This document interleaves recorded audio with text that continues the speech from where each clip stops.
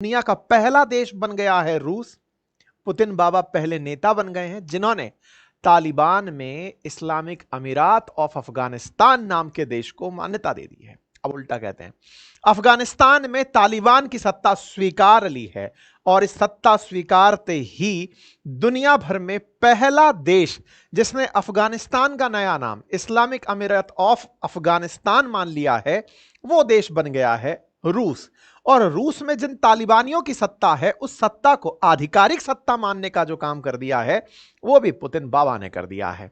इससे ज्यादा बड़ा झटका इनके लिए नहीं हो सकता। अब आप पूछेंगे ऐसा क्यों? हालांकि डिटेल में तो मैं पूरा इतिहास आज आपके सामने रखूंगा, लेकिन फिलहाल के लिए इतना जान लीजिए, क्योंकि पिछली बार यही थे जो जाते समय कहकर गए थे कि तालिबान से अमेरिकी सैनिकों को बाहर निकाल लो, अफगानिस्तान से अमेरिकी सैनिकों को बाहर निकाल लो। अमेरिकी सैनिक इनके चलते बाहर निकले थे, अफगानिस्तान छोड़कर गए थे। 20 साल के संघर्ष के बावजूद अफगानिस्तान में तालिबान से हार कर गए थे। जिस अफगानिस्तान में 20 साल तक इन्हें उधम मचाया, आज उस अफगानिस्तान को तालिबान के शासन में स्वीकार करके रूस ने इस शह और मात के खेल में अमेरिका को पटकनी दे दी है। आस पड़ोस में सारे देश इस्लाम मानने वाले भरकर बैठे हैं, एक भी देश ने अफगानिस्तान में तालिबान की सत्ता को स्वीकारा नहीं। और पुतिन इस फटी स्थिति में भी, जब हर तरफ से उन्हें चारों तरफ से विरोध ही विरोध देखना पड़ रहा हो, अमेरिका का प्रेशर झेलना पड़ रहा हो, अमेरिका की धमकियां कि अगर रूस से व्यापार किया तो 500% तक भारत और चीन को टैरिफ झेलना पड़ जाए, इन तमाम अटकलों के बीच में ये निकल कर आते हैं और कहते हैं कि सुनो अफगानिस्तान, मैं अचानक भूल गया था, तुम भी थे ना, चलो तुम्हारी सत्ता को मान्यता देते हैं। वाह साहब वाह। और जब ये वाह बात होती है तो साहब सुर्खियां तो बनती हैं। सुर्खियां बनती हैं कि Russia become first country to recognise Afghanistan Taliban government. ये खबर अपने आप में बड़ी खबर कंसीडर की जा रही है। ये खबर इतनी बड़ी खबर है कि ये आने वाले समय में इन्हें बहुत परेशान करने वाली है। क्यों? क्योंकि जैसे ही ट्रंप सत्ता में आए तो इन्होंने आते ही तालिबान में छोड़कर भागे हथियारों को, ध्यान से सुनिएगा, बड़ा इंटरेस्टिंग है ये, 2021 में जब अमेरिकी निकलकर जा रहे थे अफगानिस्तान से, तो वो वेपन्स भी साथ लेकर नहीं गए। हालांकि उस समय उसे मास्टर स्ट्रोक कहा गया कि ये हथियार यहीं इसलिए छोड़ दिए हैं ताकि ये लोग लड़ लड़ के मरते रहें। ट्रंप आए तो उन्हें एहसास हुआ कि ये तो इन्हीं हथियारों से अमेरिकियों का शिकार करेंगे। ऐसे में ट्रंप ने आते ही इनसे कहा कि तुम्हें हमारे यूएस मिलिट्री वेपन्स लौटाने होंगे। बाइडेन ये गलती कर दिए थे, वो हथियार तुम्हारे पास कैसे छोड़ सकते हैं, हमारे हथियार लौटाओ। तालिबान ने कहा हम हथियार नहीं लौटाएंगे, और अगर मांगा ना तो उन्हीं हथियारों से तुम्हें मारेंगे। ये खबरें आप जो देख रहे हैं ज्यादा पुरानी नहीं है, 2-3 महीने पुरानी है। इसका मतलब यह हुआ कि तालिबान की तरफ से थ्रेटन्ड अमेरिका अब और ज्यादा तंग होगा। किनके प्रयासों से? इनके प्रयासों से। कारण आपके सामने है, विस्तार से आज आपको इतिहास बताने वाला हूं, क्योंकि जब मैंने शतरंज नाम दिया है तो शह और मात का वो खेल बताने वाला हूं कि कैसे अमेरिका और रूस, जब सोवियत रूस हुआ करता था तब से कोल्ड वॉर एरा से एक दूसरे के साथ इस अफगानिस्तान के लिए लड़ाई लड़ रहे हैं। ऐसा क्या है इस अफगानिस्तान में कि ये लोग लड़ाई लड़ते रहते हैं? कोल्ड वॉर के दौरान भी ये बैटलफील्ड क्यों बना हुआ था? आज सारी बातें डिटेल में जानेंगे। रशिया के द्वारा मुत्ताकी के बगल में लगा हुआ जो ये झंडा है ना, ये झंडा अपनी एम्बेसी पर पहनाया गया। इनके द्वारा बयान आता है कि अफगानिस्तान की जो एम्बेसी है मॉस्को में, उस पर तालिबान का झंडा इस तरह से फहराया गया। अल अरेबिया न्यूज चैनल ने इसे कवर किया, हमने वहीं से आपके सामने उठाकर यह जानकारी दी है। हम आपको बता रहे हैं कि एक तरीके से आधिकारिक रूप से, यह बीबीसी न्यूज में भी बताया गया है कि रूस पहला ऐसा देश बना है जिसकी एम्बेसी पर तालिबान का झंडा लहराया है। अब आप पूछेंगे यह क्या मतलब हुआ तालिबान का झंडा? दुनिया में जितनी भी जगह दुनिया भर की एम्बेसीज हैं, अगर इंडिया की एम्बेसी अगर अमेरिका में है तो उस एम्बेसी पर भी भारत का झंडा लहराता है। जो एम्बेसी होती है वो उस देश का ही स्थान माना जाता है, वहां पर उस देश का लॉ चलता है। जैसे अमेरिकी एम्बेसी जो इंडिया में है, वहां पर अमेरिका का कानून अंदर उस दीवारी के अंदर चलता है, वहां पर उनका झंडा लगता है। ठीक है, तो इस तरह से आप ये झंडा लगा हुआ यहां देख सकते हैं। रूस ने यह काम करके अपनी तरफ से द्विपक्षीय सहयोग बढ़ाने की बात कही है, और ऐसा होने के बाद में तालिबान तो निश्चित खुश है, लेकिन चीन है, पाकिस्तान है, ईरान है, ये अब लाइन से इसे मान्यता देने के लिए आगे आ जाएंगे। इस मान्यता के चलते ही दुनिया भर में एक्सेप्टेंस मिलने लगेगा। आप में से बहुत से लोगों के दिमाग में एक बड़ा प्रश्न हो सकता है कि अल्टीमेटली मान्यता मिलने से ऐसा होता क्या है। देखिए, आज कोई भी कंट्री तमाम प्रकार के ऑर्गेनाइजेशंस में जैसे बैठता हो, भारत जैसे ब्रिक्स में है, एससीओ में है, यूएन में है, ऐसे ही अफगानिस्तान को भी दुनिया के बहुत से मंचों पर होना चाहिए। लेकिन जब से इस्लामिक अमीरेत ऑफ अफगानिस्तान बना है, दुनिया उसे मान ही नहीं रही। वो कह रही है अफगानिस्तान पुराना वाला ही है और तुम लोग जबरन बैठे हुए हो, यहां पर अभी तक लोकतांत्रिक व्यवस्था नहीं आई है, जनता ने तुम्हें अपने शासन में स्वीकार नहीं किया है, इसलिए हम तुम्हारी सत्ता को नहीं मान रहे। ऐसे में अफगानिस्तान पहचान के अभाव में चल रहा है। पुराना अफगानिस्तान तो चल रहा है, यहां की सत्ता में बैठे हुए तालिबानियों को केवल कब्जाई दुनिया मानकर चल रही है कि कब्जा करके बैठे हैं ये लोग, सत्ता अभी तक किसी के पास नहीं है। जब जनता चुनाव करेगी तब जाकर जो सरकार बनेगी उसे मान्यता देंगे। सब लोग बस इसी स्टैंड बाई पर डले हुए हैं। रूस ने इस बीच में चाल चलते हुए जो तालिबान इतने साल से अफगानिस्तान को 4 साल से लेकर चल रहा है, उसे ही मान लिया कि भाई तुम ही हो करता धरता और तुम ही हो इसके संचालक, मानते हैं तुम्हें, अब नया नाम भी हम मान लेते हैं। नए नाम मानने से क्या है, हो सकता है कि आने वाले समय में रूस द्वारा बनाए गए जो अंतरराष्ट्रीय संगठन है ना, उनमें अफगानिस्तान को मान्यता दिला दी जाए। हो सकता है कि रूस के द्वारा बनाए जा रही जो ट्रॉयकाज हैं, एससीओज हैं, इन सब के अंदर उठा करके अफगानिस्तान को भी दिलवा दिया जाए कि इस्लामिक अमीरेट ऑफ तालिबान या इस्लामिक अमीरेट ऑफ अफगानिस्तान आगे से इसका मेंबर कंट्री होगा। ऐसा होते ही अफगानिस्तान अपनी बातें मंच पर रख पाएगा। आपको याद हो तो भारत के साथ भी इनकी वार्ताएं हुआ करती थी। उन वार्ताओं में, जिन्हें सार्क समिट कहा जाता था, वहां पर भारत अफगानिस्तान को इनवाइट करता था। अब जब से तालिबान आया है, हमारा कोई लेना देना नहीं है पाकिस्तान से, वैसे ही संबंध विच्छेद चल रहा है, तो हम ऐसे में बिम्स्टेक करके काम चला ले रहे हैं। सार्क को हमने हाशिए पर डाला हुआ है। एक समय जब हामिद करजई हुआ करते थे, तब हम अफगानिस्तान को बढ़िया अच्छे से वेलकम करके बुलाते थे सार्क के अंदर। लेकिन जब से यहां पर सत्ता परिवर्तन हुआ है, सार्क का पूरी तरह से प्रासंगिकता समाप्त हो गई। हम बिम्स्टेक के बहाने काम चलाने लगे। कुल मिलाकर के अब ये देश दुनिया के कई संगठनों में हो सकता है आने वाले समय में दिखाई देने लगे, क्योंकि रूस इनके लिए प्रयास करता दिख सकता है। अब जब मैं आपसे यह कह रहा हूं कि यह शहमात का खेल है और इस शहमात के खेल में रूस ने अमेरिका को पछाड़ा है, तो इसकी कहानी निश्चित ही आप जानना चाहें। अब ऐसे में आपको मैं कहानी बताने के लिए तो पूरा इतिहास निकाल के ला सकता हूं, उस समय से जब ब्रिटिशर्स ने भी इस पर कंट्रोल करने का प्रयास किया था। अच्छा, इंटरेस्टिंगली अगर आप मैप पर इसे याद करें तो पहचानेंगे कि भारत से अगर उत्तर पश्चिम की तरफ आप चलें, तो भारत में उत्तर पश्चिम की तरफ पाकिस्तान और पाकिस्तान से आगे लगकर बैठा है अफगानिस्तान। अफगानिस्तान के दक्षिण में बैठा है ईरान और अफगानिस्तान के उत्तर में बैठे हुए हैं तमाम सेंट्रल एशियन कंट्रीज। ये जो तमाम सेंट्रल एशियन कंट्रीज हैं, ये कभी यूएसएसआर का हिस्सा हुआ करते थे। यूएसएसआर यानी सोवियत संघ, सोवियत रूस, जो कि 1991 तक एक ही देश था, 1991 में 15 देशों में टूटा और उन्हीं 15 में से तो ये कजाकिस्तान, तुर्कमेनिस्तान, किर्गिस्तान, उज्बेकिस्तान, ये सारे देश बनकर के आए थे। आर्मेनिया, अजरबैजान, उधर की तरफ यूक्रेन, उस तरफ में स्लोवाकिया, ये सब बाल्टिक जो कंट्रीज हैं वो सारी की सारी उसी से बनकर के आई थी। तो ऐसे में लिथुआनिया, लातविया, एस्टोनिया, ये सब कंट्रीज उस समय पर बन के आई थी। कहने का मतलब यह है कि यूएसएसआर संयुक्त रूप से 1991 तक बहुत पावरफुल देश हुआ करता था। उसकी सीमाएं अफगानिस्तान से लगा करती थी। सोवियत रूस से ब्रिटिशर्स को पहले भी बड़ी दिक्कत रही है। जब भारत पर अंग्रेजों का शासन था, उस समय भी अंग्रेज अफगानिस्तान पर कब्जा ही इसलिए किए थे ताकि भारत तक सोवियत रूस ना पहुंच जाए।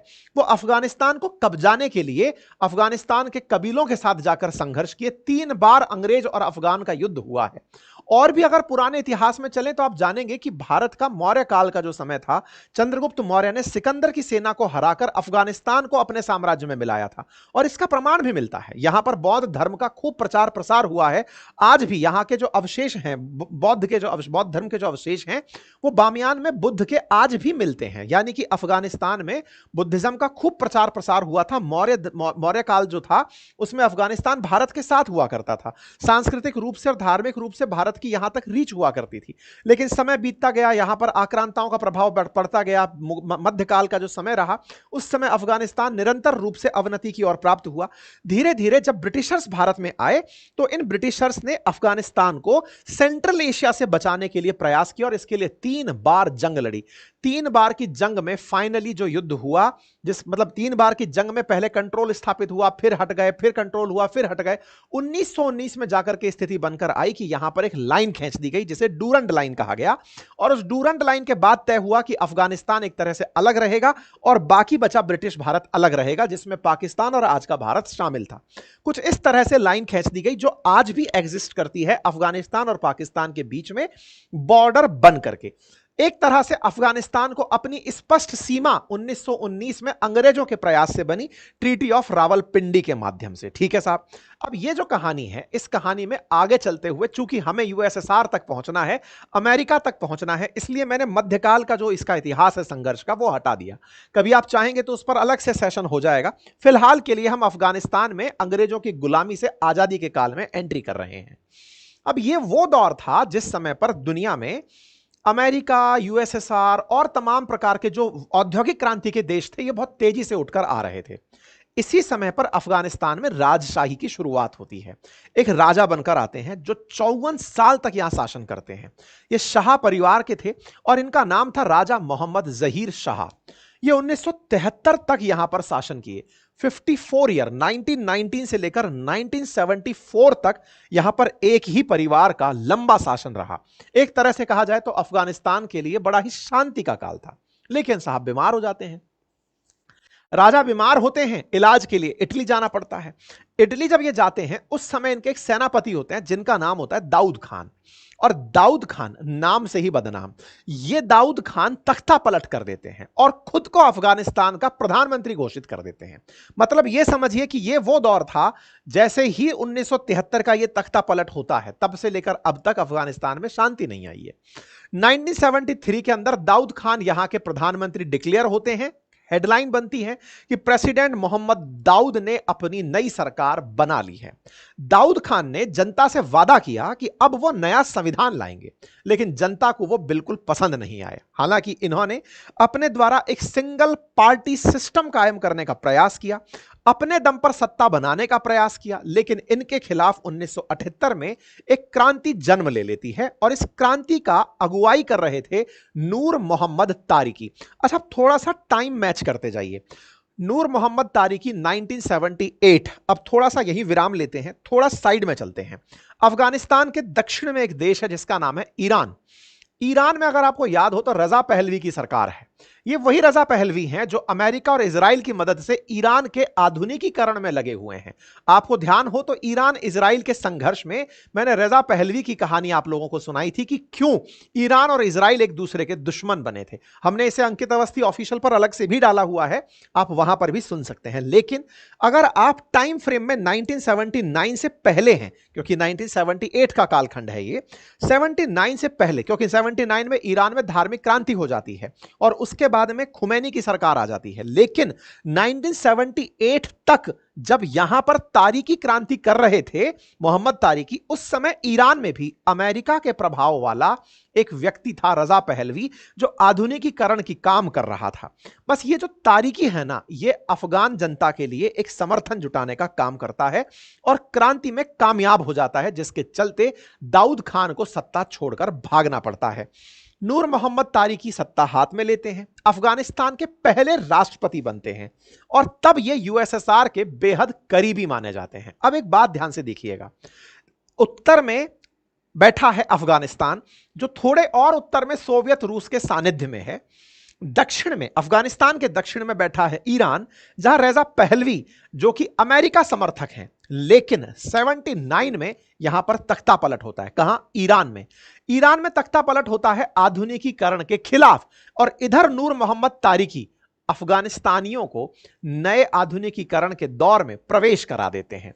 ये अफगानिस्तान में कई तरह के स्कूल, कॉलेज, इंडस्ट्रीज बनाने का प्रयास करते हैं, महिलाओं की आजादी की बात करते हैं। कहा जाए तो अफगानिस्तान के सबसे प्रोग्रेसिव लीडर कहलाने लगते हैं। ये वो व्यक्ति हैं जिन्होंने अफगानियों से कहा कि हम अपना ड्रेसिंग सेंस बदलेंगे, हम लोग हैंडसम लगेंगे, अच्छा जीवन जिएंगे, हम अच्छे से रहेंगे। सोवियत रूस के उनके ऊपर कृपा बनी रहती है।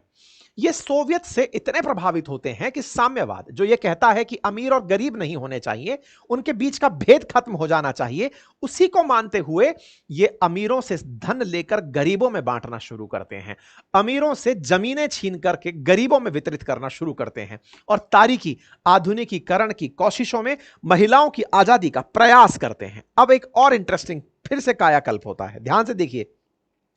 ईरान में अमेरिका फेल मार गया है 1979 में। अब उसमें एक बौखलाहट है कि यहां हम फेल मार गए और अफगानिस्तान में यूएसएसआर अपने तरीके से आदमी को लेकर चल रहा है। जिस ईरान में अमेरिका इस बात पर नाराज था कि धार्मिक कट्टरता नहीं होनी चाहिए, महिलाओं को आजादी मिलनी चाहिए, यही अमेरिका उत्तर में अफगानिस्तान में घुसता है। और जो लोग तारीकी के आधुनिकीकरण, देखिए तारीकी का आधुनिकीकरण अमेरिका से तो मैच कर रहा था, लेकिन विचारधारा में चूंकि साम्यवादी था, बस अमेरिका को रास नहीं आया। अमेरिका ने इसके उलट अफगानिस्तान के अंदर कुछ ऐसे कबीले ढूंढे जो कबीले इसके आधुनिकीकरण के खिलाफ खड़े हो सकते थे या महिलाओं के खिलाफ खड़े हो सकते थे, महिलाओं के खुलेपन के खिलाफ हो सकते थे। अमेरिका ने उन्हें फंड करना शुरू कर दिया। एक तरीके से कहिए तो जो तारीकी काम करना चाह रहे थे, उस काम को अफगानिस्तान के अंदर ही एक प्रकार का विरोध दिखाना शुरू कर दिया। अफगानी मुसलमान भड़कने लगे। तारीकी के प्रयासों को अब अफगानिस्तान के लोगों ने आधुनिकीकरण के नाम पर धर्म के खिलाफ मान लिया। और इस काम को करने में और कोई नहीं, सीआईए यानी कि अमेरिका की गुप्तचर एजेंसी काम कर रही थी। और उसने तारीकी के विदेश मंत्री हफीजुद्दीन अमीन को अपने साथ मिला लिया था। अमीन की मदद से अमेरिका नूर मोहम्मद तारिकी की सरकार को मुस्लिम विरोधी साबित कर रही थी। हर जगह जहां जहां देखिए, अभी ईरान में ये पिटाई खाकर आए हैं, लेकिन अफगानिस्तान में यही दाव जो अफगानिस्तान ईरान में जहां खुद फेल मारे, वही अफगानिस्तान में खुद चल रहे हैं। और इसी बीच में अमेरिका ने इस तारिकी की सरकार को हटाने के लिए और इस अमीन की सरकार को बनाने के लिए अफगानिस्तान के लोगों को ट्रेनिंग देना शुरू कर दिया। और इसी ट्रेनिंग में मुजाहिद बनाने की ट्रेनिंग पाकिस्तान में दी जाने लगी। पाकिस्तान आतंकियों का ट्रेनिंग कैंप ताजा नहीं है साथियों, यह उस दौर से पाकिस्तान ट्रेनिंग कैंप 1979 से बना हुआ है। इतना ही नहीं, अमेरिका अपने साथी देशों में से सऊदी के लोगों को भी कहा, कुछ लड़ाकों से कहा कि जाओ और तारिकी की सत्ता को हटाओ। और इसी दौर में ओसामा बिन लादेन अफगानिस्तान पहुंचने की बात निकल कर आती है। अर्थात ओसामा बिन लादेन जो ओरिजिनली था सऊदी से, लेकिन वो अफगानिस्तान कैसे पहुंचा, तो कहा जाता है कि ये सारा किया धरा सीआईए का था, जो कि तारिकी की सत्ता को उखाड़ फेंकना चाहते थे। ऐसे में जो भी लोग धर्म के साथ थे, यानी कि इस्लाम क्या चाहते थे, तारिकी के आधुनिकीकरण के विरोध में थे, आधुनिकीकरण को काटने के लिए सीआईए ने तमाम प्रकार से धार्मिक कट्टरता को हवा दी। और वो लोग जो धर्म के नाम पर जिहाद कर सकते थे, उन्हें अफगानिस्तान भेज दिया गया। और इसी क्रम में ओसामा बिन लादेन अफगानिस्तान आते हैं, अल-कायदा अफगानिस्तान में एंट्री कर जाता है। अफगानिस्तान में कई और कबीले थे जो गुटों में रहा करते थे, और उन्हीं गुटों के अंदर छात्र, जिन्हें आप तालिब कहते हैं, वो सोवियत संघ के खिलाफ होने शुरू हो चुके थे। बहुत से छात्र संगठन ऐसे थे जो अमेरिका के इस भड़काए आंदोलन में एक तरह से सोवियत रूस के खिलाफ होते चले जा रहे थे। इस पूरे काम से यह तय हो चुका था कि नूर मोहम्मद तारिकी लंबे समय तक नहीं रह पाएंगे। नूर मोहम्मद तारिकी छात्रों के खिलाफ हो जाने के कारण बड़े असहज हो रहे थे। इसे ऐसे समझिए जैसे आज के बांग्लादेश में शेख हसीना को इसलिए भागना पड़ा क्योंकि आवाम तो मुस्लिम ही थी, शेख हसीना भी मुस्लिम थी, लेकिन आवाम में जो छात्र थे वो चच्चा के कहने पर भड़क गए थे। चच्चा ने यह समझाने का प्रयास किया कि देखो, शेख हसीना आप लोगों को बिगाड़ रही है, आप लोगों को बेच रही है, शेख हसीना भारत के साथ है। तमाम प्रकार से जो बरगलाने का काम किया अमेरिका के कहने पर, वैसा ही काम उस समय अफगानिस्तान में हुआ। उस समय के जो ये अमीन नाम का जो व्यक्ति था, हफीजुद्दीन अमीन, इसे तारिकी के खिलाफ खड़ा किया गया, छात्रों को इसके साथ क्रांति में लगा दिया। यही छात्र तालिब थे, यही तालिबान था। आप इसे ध्यान से याद रखिएगा। अब इसी बीच में नूर मोहम्मद तारिकी, जैसे भारत से शेख हसीना, बांग्लादेश से शेख हसीना यहां आई हैं, ऐसे ही नूर मोहम्मद तारिकी यहां से फ्लाइट लेते हैं और सोवियत रूस चले जाते हैं किसी काम से। जब वो सोवियत संघ जाते हैं, इस बीच में पूरी तरह से यहां पर खेला बदल दिया जाता है। यह अमीन सीआईए के साथ मिलकर के तख्ता पलट की तैयारी कर चुका होता है। तारिकी जैसे ही लौट कर आते हैं, अब यहां पर बड़ी इंटरेस्टिंग बात है, तारिकी इधर से गए हैं सोवियत रूस। सोवियत रूस उन्हें कहता है कि आपका जो विदेश मंत्री है वो बिक चुका है, सीआईए ने उसे पलटा दिया है, आपके खिलाफ आंदोलन कोई और नहीं, अमेरिका की गुप्तचर एजेंसी कर रही है। इस बात को जब पता चलता है तारिकी को, तो तारिकी को कहा जाता है कि जाइए और जाते ही हफीजुद्दीन अमीन को हटाइए। तारिकी ये बात सोच करके सोवियत रूस से अफगानिस्तान लौटते हैं तो सपरिवार उन्हें वहीं मार दिया जाता है, परिवार पूरी तरह खत्म हो जाता है। इस बात से ये पूरा परिवार जब इनका खत्म होता है और खत्म होते ही अमीन अपनी सत्ता काबिज करने लगते हैं, इस बात से सोवियत संघ नाराज हो जाता है और गुस्साया हुआ सोवियत संघ 1989 में अपनी थल सेना के सहित वायुसेना को साथ लेते हुए अफगानिस्तान में हमला बोल देता है। और इस हमले में उद्देश्य होता है कि इस अमीन की सत्ता को हटाना है। और अमीन की सत्ता को हटाने के लिए सोवियत रूस 1989 में अफगानिस्तान में बलपूर्वक प्रवेश कर जाता है कि तुमने मेरा बिठाया आदमी कैसे हटाया। और सोवियत रूस का इस तरह से एंट्री करना लोगों को रास नहीं आया। कारण समझते हैं। देखिए, तारिकी आधुनिकीकरण कर रहे थे, लेकिन यह आधुनिकीकरण इस्लाम को मानने वालों को पसंद नहीं आ रहा था। पसंद नहीं आ रहा था। उनमें से तालिबानी लड़ाके भी थे, तो अलकायदा भी था। तो ऐसे बहुत से गुट थे जो इस्लाम के नाम पर तारिकी को हटाना चाहते थे। तारिकी तो मार दिए गए, लेकिन अब वो गुस्सा जो इतने सारे लोगों ने ट्रेनिंग में ले लिया है, ओसामा से सीख लिया है, उसका करते क्या? उसका उपयोग हुआ रशिया के खिलाफ। रशिया ने जैसे ही 1989 में तारिकी के खिलाफ अमीन को मारने के लिए पूरी स्ट्रेटजी रची, जैसे ही सोवियत के टैंकर अंदर घुसने शुरू हुए, क्योंकि जस्ट ऊपर तो सोवियत था, जैसे ही टैंकर अंदर की तरफ घुसना शुरू हुए, लोग सोवियत रूस के खिलाफ हो गए। कहा कि तुम तो ईसाई हो और हम मुसलमान हैं, तुम हम पर आकर के हमला कैसे कर सकते हो? यह धर्म युद्ध में बदल गया और यह भड़काया हुआ खेल सारा सीआईए का था। सोवियत रूस की यहां दाल नहीं गली। 1989 में हुआ है यह हमला और 1991 में तो सोवियत रूस 15 देशों में बदल ही गया। यानी सोवियत रूस यहां पर अपने पैर नहीं जमा पाया। वो आया था जिसे मारने, उसे मारने में कामयाब रहा। बाकायदा सोवियत रूस ने यह कहा कि मैंने तारिकी के समय पर एक एग्रीमेंट किया था कि अगर कुछ भी होगा तो मैं रक्षा के लिए आऊंगा, मैं इसलिए आया। 8500 सैनिक लेकर के रूस अंदर एंट्री करता है और बाकायदा इस अमीन को मार गिराता है। और अमीन को मार करके अफगानिस्तान के अंदर एक और नेता को नए सरकार का प्रमुख नियुक्त कर देता है कि लीजिए इस व्यक्ति को सरकार के अंदर बिठाइए। सोवियत रूस के द्वारा नया सत्ता परिवर्तन और उस अमीन की हत्या, ये सब काम हो रहे होते हैं, लेकिन मुजाहिदीनों को यह पसंद नहीं आ रहा होता है कि तुम हमारे देश में घुस करके ईसाई होकर के हम पर कैसे राज करने आ जाते हो। यह धर्म युद्ध था और इस युद्ध में सोवियत को लौटना पड़ा। 1991 तक आते आते सोवियत पूरी तरह टूट चुका था और सोवियत की सेनाएं परास्त होकर के अफगानिस्तान से लौट रही थी। उस समय का दर्द, सोवियत रूस का जो दर्द है, वो पुतिन के कहीं जहन में था। जो तालिबान सोवियत को यहां से भगाया था, वही तालिबान अपना एक लीडर पा लिया था और उसका नाम था मुल्ला उमर। मुल्ला उमर वो व्यक्ति है जिसने अफगानिस्तान की सत्ता तालिबान के हाथ में सौंपी। तालिबान बोले तो छात्रों का संगठन। यह मुल्ला उमर ही था जिसने अफगानिस्तान में ओसामा बिन लादेन के साथ वफादारी निभाई। ओसामा बिन लादेन और मुल्ला उमर अफगानिस्तान के अंदर सत्ता चलाने लगे। खेला सही चल रहा था, लेकिन जिनके मुंह खून लग चुका था, अब वो अपना विरोधी ढूंढ रहे थे। सोवियत रूस निकल जरूर गया था, खुद के संघर्ष से पीड़ित था, लेकिन यह समझाने में कामयाब हो गया कि अरे मूर्खों, ये वही देश है सीआईए, ये वही है अमेरिका जो ईरान में इसलिए निकला है, ईरान से बाहर इसलिए आया है क्योंकि इसे इस्लाम पसंद नहीं था और यहां आकर के तुम्हारे हित की बात कर रहा है। यह बात जब ओसामा को समझ में आई, ये बात जब तालिबान को समझ में आई, तो ये अपने आप में इस बात के लिए तैयार हुए। सोवियत रूस ने भड़काया कि बेटा तुम्हारा उपयोग हुआ है, तुम्हारा इस्तेमाल हुआ है और इस इस्तेमाल का जाओ और अमेरिका के खिलाफ उपयोग करो। बस क्या था, खेला हो बे। हुआ क्या? 9/11 का हमला हुआ।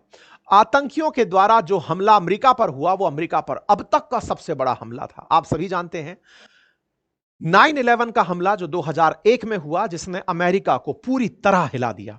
अमेरिका ने कल्पना भी नहीं की थी कि मेरे द्वारा पाले गए ये लोग मुझ पर ही हमला करने आ जाएंगे और मुझ पर हमले के पीछे की बड़ी वजह इनके अंदर पनपी मेरे ही खिलाफ नफरत होगी, क्योंकि ये लोग मेरे ही पैसे पर पले, मुझसे ही ट्रेनिंग लिए, मेरे ही कहने पर पाकिस्तान में ट्रेनिंग लिए, सऊदी में ट्रेनिंग लिए, जहां तहां ट्रेनिंग लिए और ट्रेन होकर के हवाई जहाज हाईजैक करके मुझ पर ही गिरा दिए। अमेरिका 2001 में अपने ही ट्रेन किए हुए लोगों को मारने के लिए अफगानिस्तान पर चढ़ाई कर देता है। 2001 से लेकर के 2021 तक 20 साल में ना तो तालिबान खत्म हुआ और ना ही अफगानिस्तान में सत्ता परिवर्तन। 20 साल का संघर्ष रहा। ओसामा पाकिस्तान में मारा गया, अफगानिस्तान में नहीं। अफगानिस्तान में तमाम वो प्रयास जो इन्होंने किए कि हम तालिबान को खत्म कर देंगे, अलकायदा को मिटा देंगे, वो अफगानिस्तान में पनपी गुरिल्ला टैक्टिक के चलते अमेरिका को लगातार मात देते गए। अमेरिका ने भी आकर अपने पसंद के लोगों को यहां सत्ता में बिठाया और उन सत्ता को लोगों ने स्वीकार भी किया, कहा कि यहां लोकतंत्र की स्थापना हो रही है। लेकिन अमेरिका फाइनली अपनी ही बात पर हार गया, क्योंकि सोवियत रूस अब जो रूस के द्वारा प्रतिनिधित्व कर रहा था वो कहीं ना कहीं इनमें खुरपेच कर रहा था कि बेटा जाओ और इन्हें उखाड़ने का काम करो। काम ऐसे ही चला, काम चला। यहां पर कई सरकारें बैठी, उन सरकार को तालिबान ने टिकने नहीं दिया। परिणाम जो है वो आपके सामने है। परिणाम यह है कि अफगानिस्तान से अमेरिका को निकलना पड़ा और तालिबान के हाथों सत्ता सौंपनी पड़ी। तालिबान के द्वारा सत्ता अधिग्रहण का ये जो समय है ये 2021 का है। तब से लेकर अब तक तालिबान के द्वारा अफगानिस्तान पर शासन किया जा रहा है, लेकिन अमेरिका के डर के चलते इस सत्ता को कोई स्वीकार नहीं कर रहा है, क्योंकि अमेरिका की हार थी, क्योंकि अमेरिका ने तालिबान के सामने अपने आप को खड़ा नहीं पाया। बस यहीं से तालिबान के अंदर का जो तालिब है वो निकल कर आता है और रूस उसे फिर से आश्रय देकर कहता है कि सुनो, बहुत बढ़िया किए, अब तुम्हें हम देश के रूप में मान्यता दे रहे हैं। विचार करिएगा, ये वही तालिबान है जिसने सोवियत रूस को निकाला था, ये वही तालिबान है जिसने अमेरिका को निकाला था, और आज ये वही तालिबान है जिसे सोवियत रूस का प्रतिनिधि रूस कहता है कि सुनो, बहुत बढ़िया, हम तुम्हें देश की मान्यता देते हैं। क्या आपको शतरंज का ये शह और मात का खेल समझ में आया? और अगर आपको ये कहानी समझ में आई तो अब आप समझ गए होंगे कि जियोपॉलिटिक्स में कोई किसी का परमानेंट शत्रु नहीं होता और कोई परमानेंट मित्र नहीं होता। और इस मित्रता और शत्रुता में शह और मात केवल अपने अपने हितों के साथ चल रही होती है। जो लोग धर्म के ऊपर झगड़ रहे होते हैं वो किसी के हाथों झगड़वाए जा रहे होते हैं। ये खेला कुछ और है बाबू भाई। उम्मीद है कि समझ में आ जाए इन्हें भी, और जब ये समझ में इनको आ जाए तो दुनिया में शांति की आप उम्मीद पढ़ लिख कर जियोपॉलिटिक्स कर सकते हैं। जानकारी पसंद आई हो तो साथियों से साझा करें, चैनल पर नए हैं तो सब्सक्राइब कर लें और